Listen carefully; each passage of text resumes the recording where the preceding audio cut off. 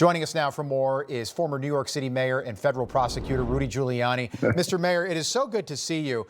What do you think needs to happen next here? What's the next chapter in this story? Well, this requires a major investigation by a prosecutor with a grand jury. The reason why so many of the Republican congressional investigations brought out some facts here and there, but never really could get anywhere, they don't have subpoena power. There should be an absolutely incomprehensive investigation of who knew what and when. And I'm going to tell you, he was demented, and it's documented in the hard drive, if anybody pay attention to it. It's at pages 143, 44 of my book. I'll read you just a slight little excerpt. This is Hunter talking to his psychiatrist, Keith Ablow, who used to be on Fox News. Ablow says, does he, meaning the president, recall details with the dementia that he has and all?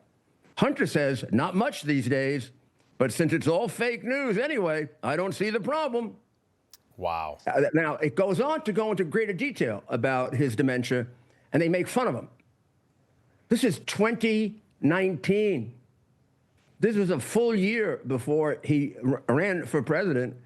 And I hold on, Mr. Mayor. I did a podcast in 2020 with two doctors who went over 10 years of his and said he definitely had dementia. One said moderate, the other said advanced. I mean, 2020. you're talking about, I want to play you just so everyone at home can see what we're talking about. We put together a montage. This is Joe Biden when he was a candidate starting in 2019, Mr. Mayor. Correct. In some cases, 6 years ago. He does seem better than he is today, but the writing, in my opinion, was on the wall 6 years ago. Take a look. 1.2 billion. So you go ahead and you stack spaghetti sauce at a store and in a supermarket. You control the guy or the woman who brings out the carts on a forklift. I mean, no, but I mean, it's not about, I know you're supporting by saying booing, but look, here's the deal. It's estimated that 200 million people have died, probably by the time I finish this talk. Great. Hey, everyone. I'm Jill Biden's husband. But the truth is, she's the strongest person I know. She's a backbone like a ramrod. That's the kind of first lady this Jill Biden will be. God love you. And Mr. Mayor, 80 million people apparently voted for that guy. Just a question. Could people go to jail for this cover-up? Could that be the end game here? I would think so, particularly if they made misleading statements about it. His doctor is a prime candidate.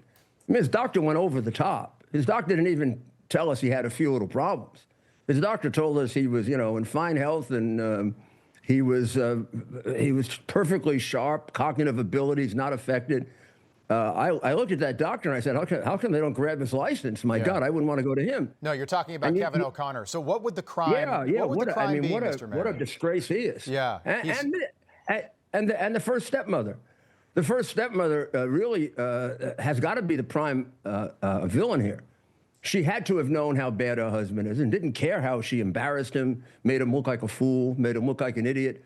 Any loving wife would take her husband and take care of him. Mr. Mayor, great to see you. Rudy Giuliani, as always. Great to see you. Great job, by the way.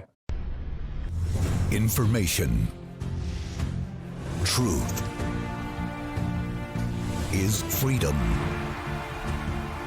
Is Newsmax. It's real news for real people.